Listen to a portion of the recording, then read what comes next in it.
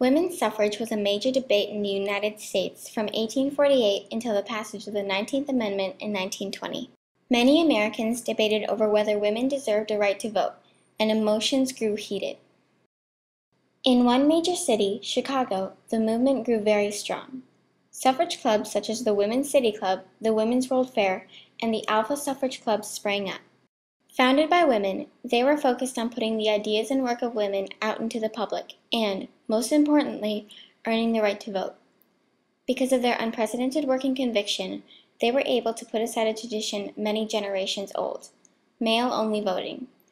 Because of these pioneers, women today enjoy political power, social voice, and election participation.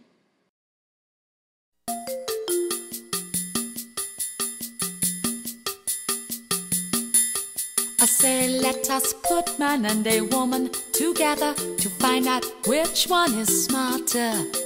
Some say men, but I say no. The woman got the men beat, they should know. Aha, not me, but the people they say that man has always led the woman astray. But I say, please listen when I say she's smarter than the man in every way. That's right, the woman is smarter. That's right, the woman is smarter. That's right, the woman is smarter. That's right.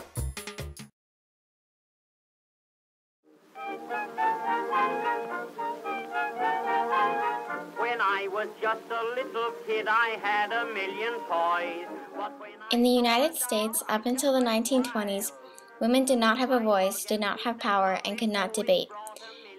Instead, women were always viewed by society as weaker than men. Despite the principles of equality for all in the Constitution and the Declaration of Independence, women were not awarded complete equality. One of the reasons for this was because of their biological role in nature. If a woman was married, she practically belonged to her husband, and so did all of her previous property. And men, no matter what their social level is, their economic level, they like to think that they're the strength and the women are the weakness. And so women don't really have any place in government. They should be at home. The men always decided what was to happen with the children, and very few girls went to school compared to the number of boys. Instead, girls spent most of their childhood learning to cook and clean in preparation for when they were older. I want a great, big, beautiful dog. Though women have never enjoyed the right to vote in the United States, a desire to have this right was growing across the country as early as 1842. Industrialization, long factory work hours, and more women joining the workforce all contributed to increased political awareness among American women. Rights, he said in tones of fear, my mind on that is all made up, keep woman in her sphere. In New York, in 1848, at the Seneca Falls Convention, a national convention charged with advancing women's rights, the conference leadership refused to seat women delegates. This hypocrisy angered many women in attendance and across the country. 5 years later, after the Civil War, former slaves, now free black men, actually were awarded the vote under the 15th Amendment to the Constitution.